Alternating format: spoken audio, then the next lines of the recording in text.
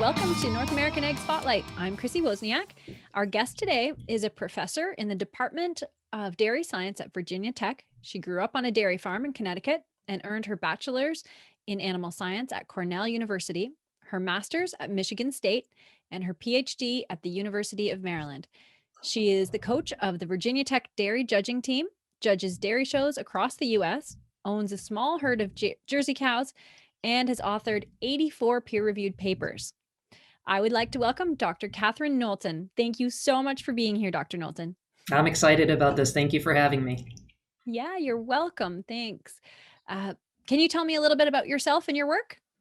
Sure. I've been at Virginia Tech for, almost 25 years now, and I love it here. I grew up north in New England, and I think you always assume that you'll go back to where you came from, right? And so when I first moved down to Virginia, I didn't know how long I'd stay, and you couldn't pry me out of here with a 10-foot pole. Wow. I'm the head of our undergraduate program and just absolutely love working with students. I teach 3 or 4 classes every year, and I do research on environmental issues associated with animal agriculture. Wow, that's great. I love your passion. That's so great.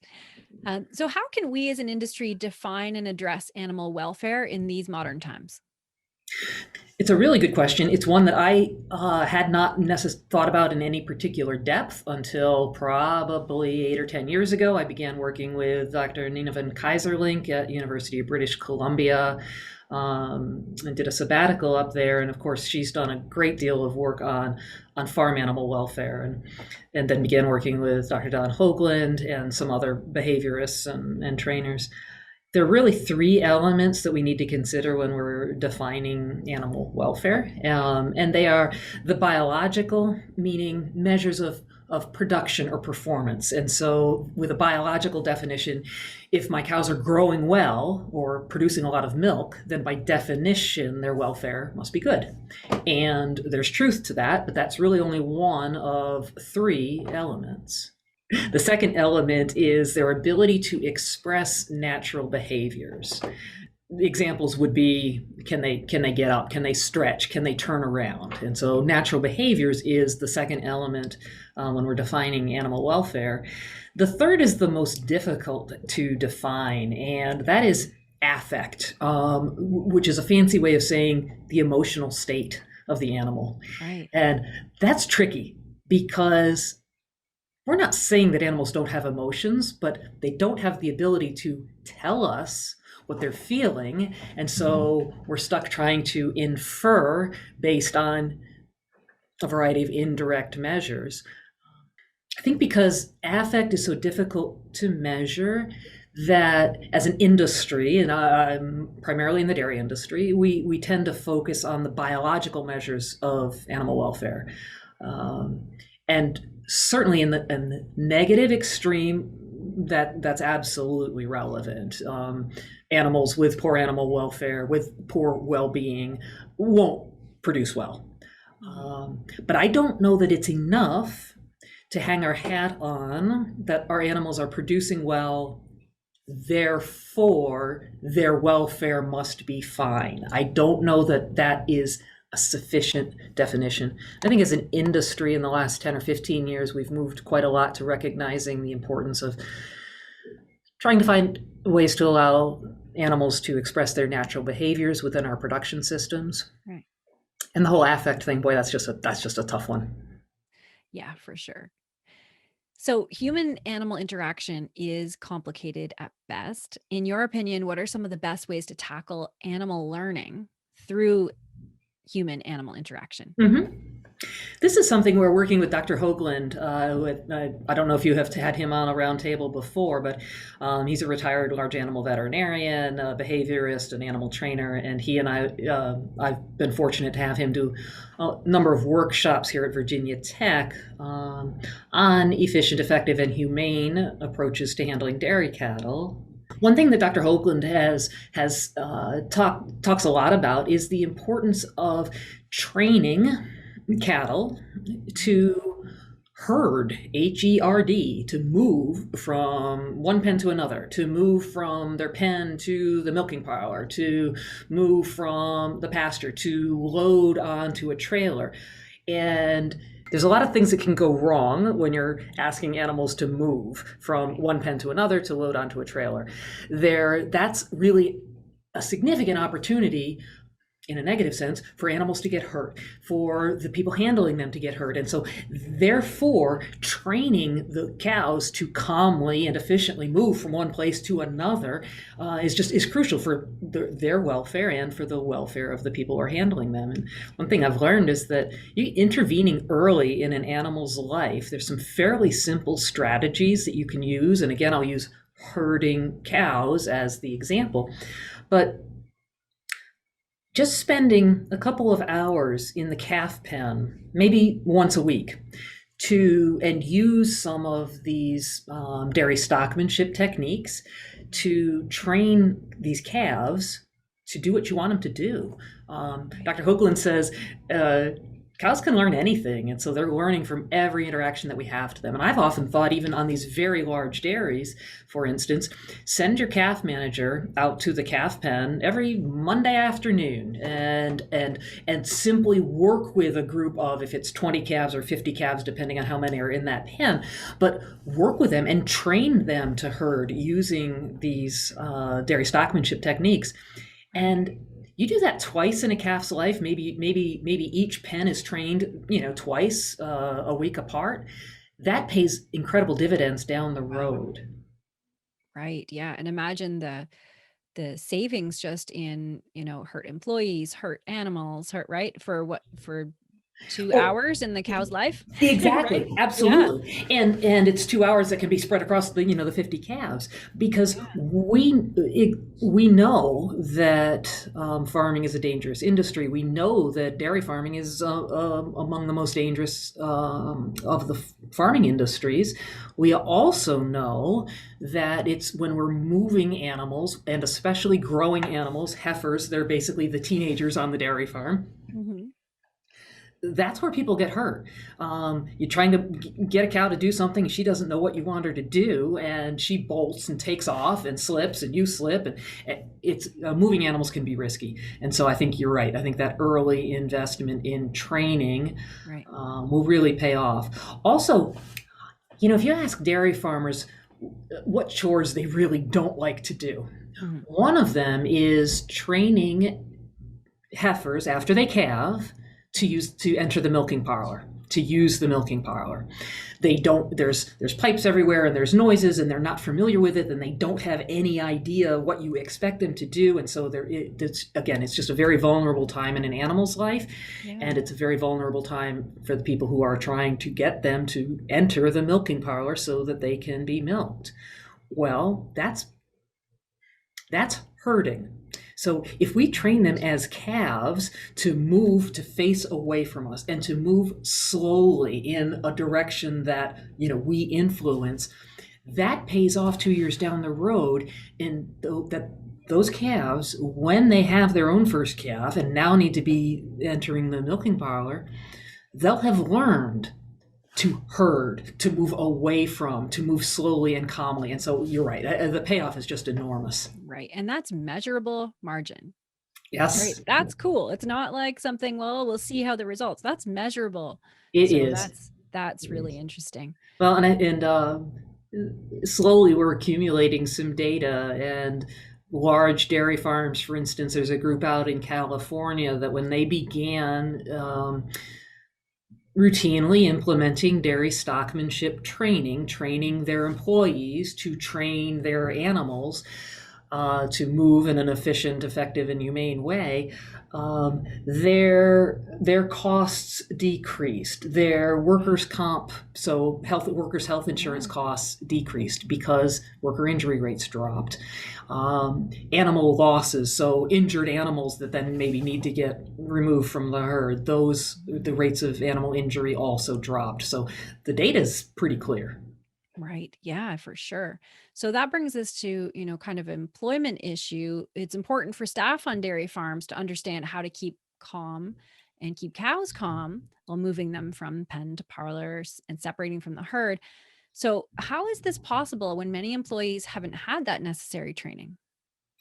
That's a really good question, especially as a smaller and smaller proportion of our population are from farms. You and I were just Mm, talking earlier that you're not from a commercial ag background right. and yet have made a very successful career in agriculture. I grew up on a hobby farm. My parents were not Mhm. commercial dairy producers, but it's and increasingly we have to look to our Right.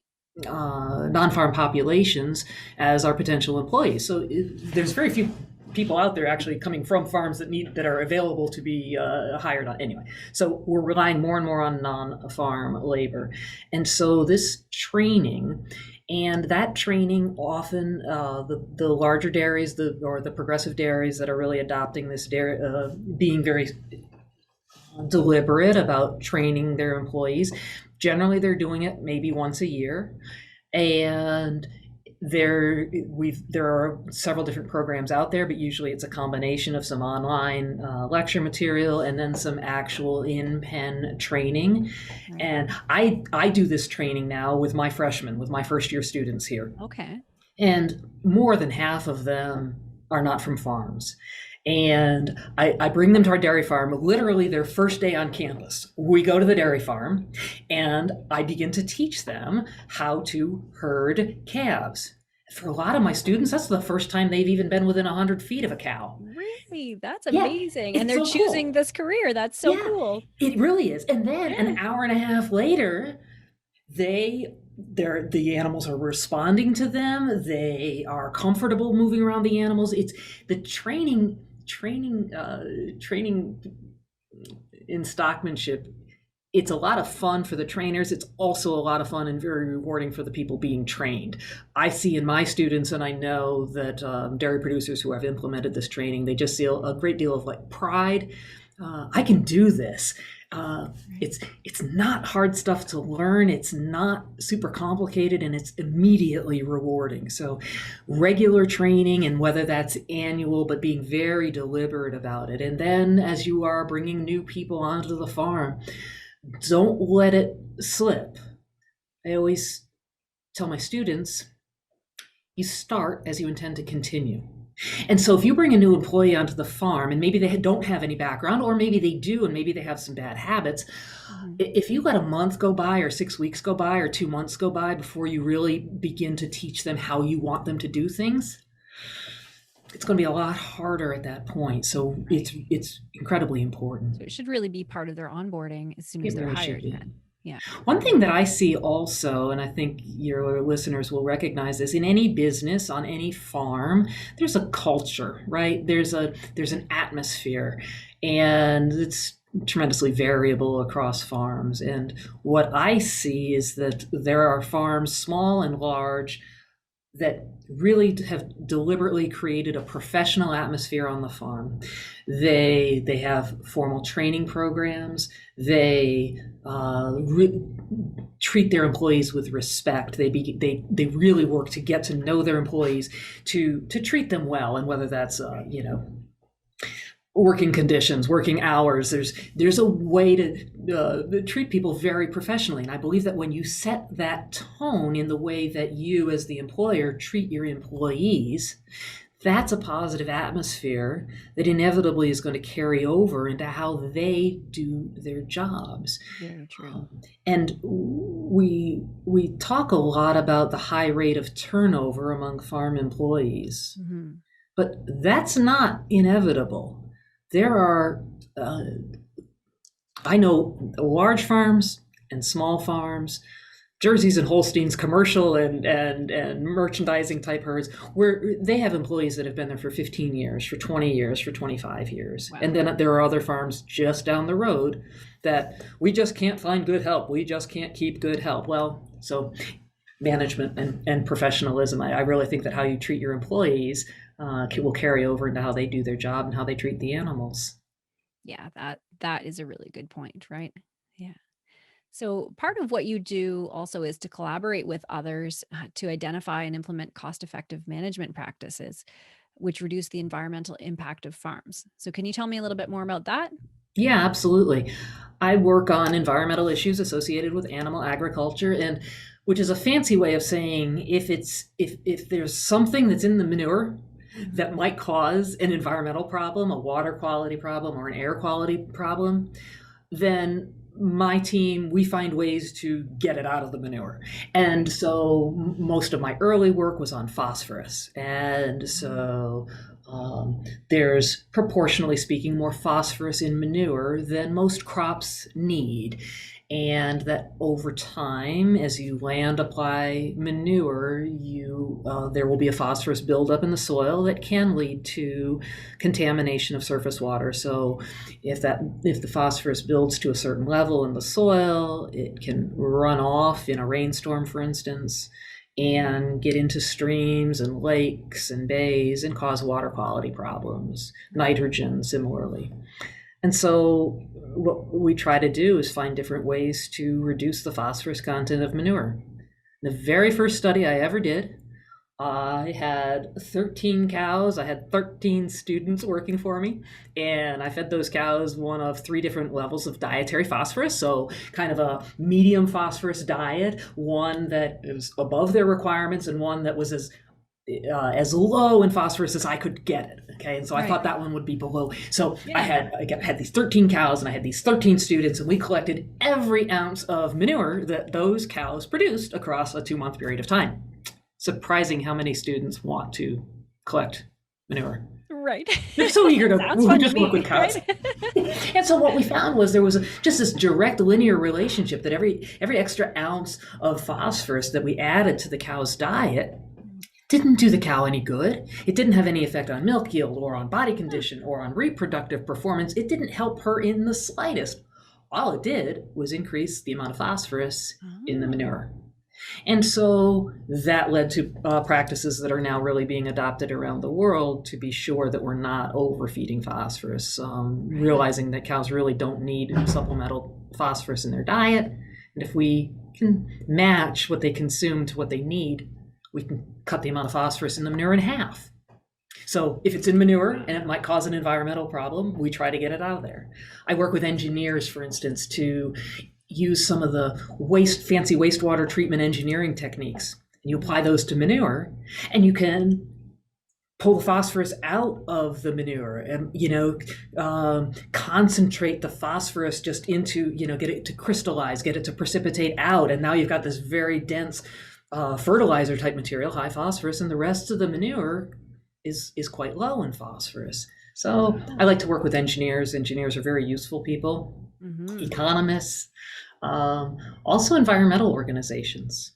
One of the most important efforts or impactful efforts, I think, in my career is a collaborative effort that we began probably 20 years ago, bringing together agricultural organizations, government agencies, scientists, and the environmental community. Wow. The Chesapeake Bay Foundation is a powerful environmental organization in my part of the United States. And so we got the Bay Foundation and the Dairymen's Association and the Cattlemen's Association in the same room. We identified research priorities. We identified areas of common ground. Right. It had just tremendous impact. Like, there were 2 years in a row where our Dairymen's Association and the Chesapeake Bay Foundation went together to our state capital in Richmond and lobbied together for increased funding for some of these best management practices on farms that would allow the farms to stay in business and reduce their environmental impact. And when you send the environmental activists and the dairy farmers together to making that same argument, making that same pitch, it's hugely powerful. So I think that really taught me the power of collaboration. Yeah, of sitting down at the table and working it out, just like our parents said, right? Yeah, that's exactly right. And we don't agree on anything. And in fact, there was a stretch of time during that effort where 2 or 3 of the organizations in our collaborative were suing each other. Like, they were on opposite, but okay, we don't agree on that. What can we agree on? Right. That's amazing. The Bay Foundation likes farms. They don't want farms to be put out of business. The Chesapeake Bay Foundation and many environmental water quality type organizations actually are supportive of a strong, vibrant farm economy, Right. because well-managed farms have very minimal impact on the environment as compared to, like, if you take that 100 acres and put 100 homes on it, well, now you've got much more of a negative environmental or potential negative environmental impact. So it actually wasn't that hard to find areas of common ground. We Yeah, just had to be grown-ups and be willing to set aside the parts where we didn't agree. right. Yeah. Oh, that's really interesting.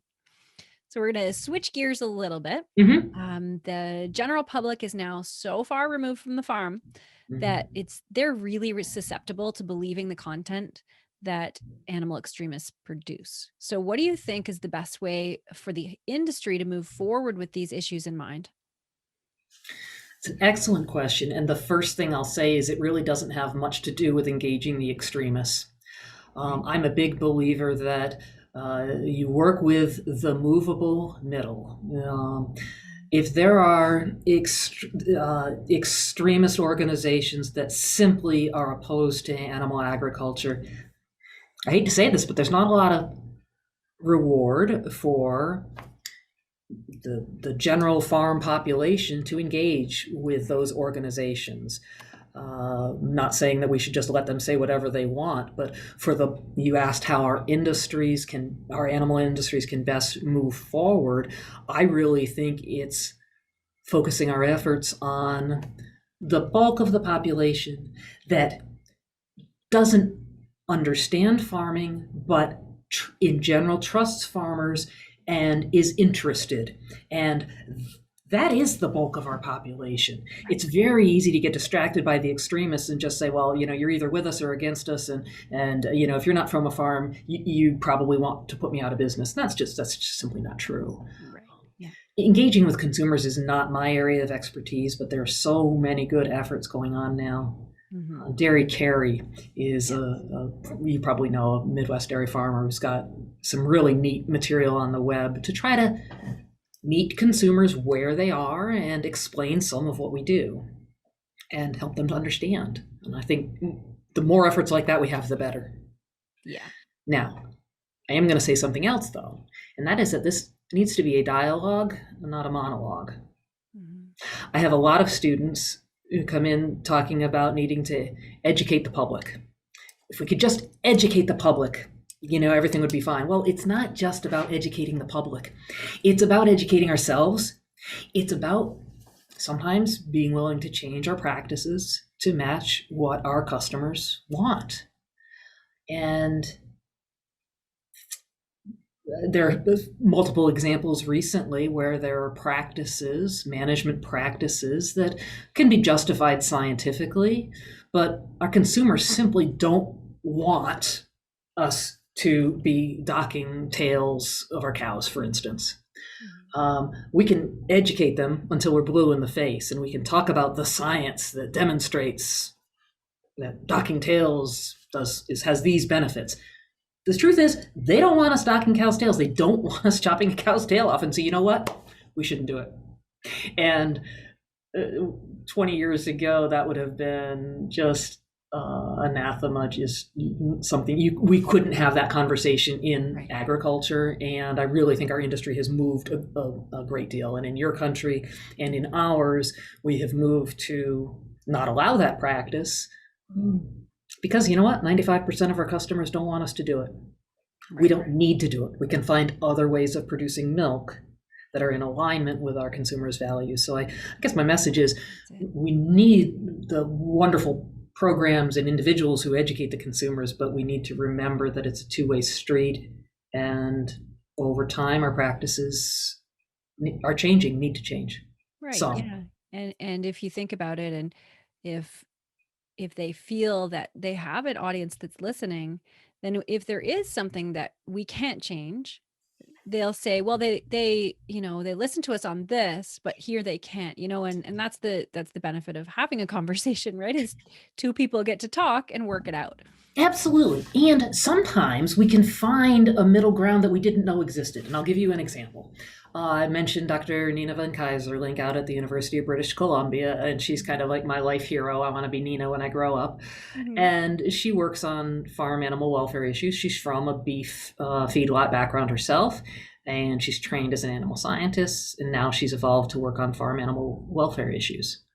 And she has a neat approach where she starts on the consumer side and actively listens, whether that's interviews or focus groups or surveys. And what do they think? What do they want? What do they think of our practices?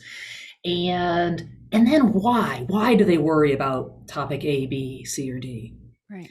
And is there a way that we can address their core concerns Hmm.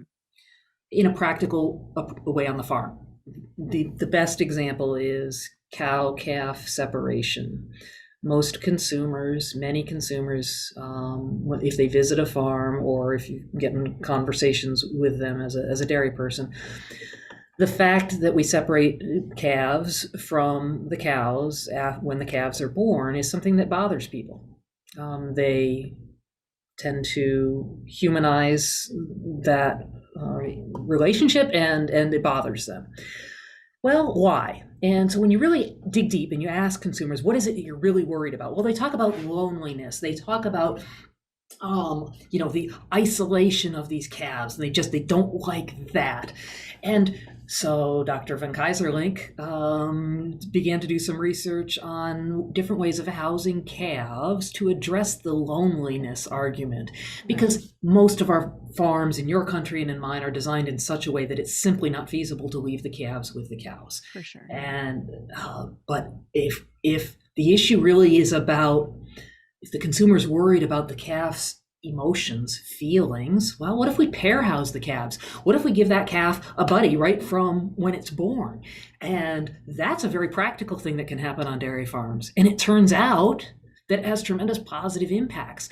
Calves that are pair housed are less distressed throughout their life. They adapt to change more readily. There's just some really cool research. Cows that were pair housed when they were calves seem to be more tolerant. They learn more quickly. They learn. You put them in a new environment, and they just seem to be more intelligent, more resilient, and that's not something I think that we ever expected. But Right. so sometimes you can figure out, if you're creative, you can find some really neat new solutions that can meet the consumer's concerns, Right. and be beneficial on the farm. That's right. Yeah. With education on both sides. That's right. Yeah. Yeah. Oh, that's really cool. And so as a professor, Mhm. what positive trends are you noticing in the up and coming generation that is entering the ag industry? I love that question. You hear sometimes you'll hear people say, "Oh, kids these days, Right. they don't whatever." I'm here to tell you, kids these days are incredible. I'm generalizing. Mhm. I'm going to. This generation, they're very conscientious. They're not necessarily, their motivations are diverse. They care about the environment. They care about their peers. They care about their grandparents. They care about the world that they're inheriting, and the world that, in many ways, they're a great combination of idealistic and pragmatic. I'm a professor in the Department of Dairy Science, and about a third of my students are from farms. Mhm. Probably 2/3 of them are not. And Wow. we get a number of students that come to us who've never touched a cow. These might be students who are interested in just applied science. Maybe they are interested in going to veterinary school, research. They like animals, and cows are cool. Right. And watching the students interact and influence each other, they're very conscientious. I think much more so than I remember being, much more aware of each other's feelings and mental health, and they're concerned about each other Right. in a way that's, I think, just really positive. They're also pretty darn smart. Yeah. And I think a third thing that I love about kids these days, it's probably always been true. If you set the expectation, these students will meet it. You set that expectation of appropriate behavior or appropriate performance, treat them with respect, let them know that you're on their side, and these kids will meet that expectation every single time. You know, when I coach judging team and we travel a lot, and the rule is that if I say that we're leaving at 7, we're driving out of the parking lot at 7. And if you're driving in the parking lot, well, you're going to have to follow the van for a couple hours because I'm leaving at 7. Consequently, guess what? All of my kids, they're 10 minutes early to everything. They're 10 minutes early to class. They're 10 minutes early to interviews. They're 10 minutes early to the van. Guess what? They can learn to be on time. Anyway, kids these days are phenomenal. Yeah. Oh, I love it. That is so great. So I have one more question for you. What do you want your legacy to be? How do you want to forever impact our industry? That's a really good question. I'm fortunate in that the research that I do, I think, has obvious positive societal impact in that we're finding economical, practical solutions to keep farms in business while protecting air and water quality. I have my 84 peer-reviewed publications, but my research is really not how I'm impacting the world. I impact the world through my students and help introducing students to agriculture who aren't familiar with agriculture, helping them figure out what their passion is, helping them figure out what they really want to do with their lives and then how to get there, helping them understand that, you know, things always get better, that I always tell my students, things work out in the end. And if they haven't worked out yet, it's because you're not at the end yet. So hang in there. And I really, the youth are our future. And the program, the department, the university that I'm at is very student oriented. And I really enjoy identifying students when they're teenagers, getting them to come to Virginia Tech and advising them and mentoring them and teaching them and seeing that growth between 18 and 21 or 22. And hopefully we're helping them become better human beings, and then they'll pass that on in terms of how they interact with young people, with students. So I hope that I'm producing a generation of students that have a positive understanding of the agriculture industry, are learning best practices to keep our industry sustainable, but also who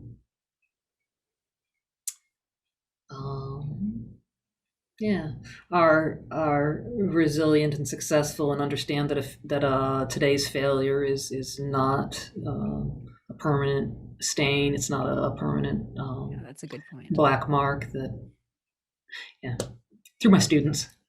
Yeah. Oh, that's amazing. Oh, I just love your passion and love not only for agriculture, but the students that are coming up.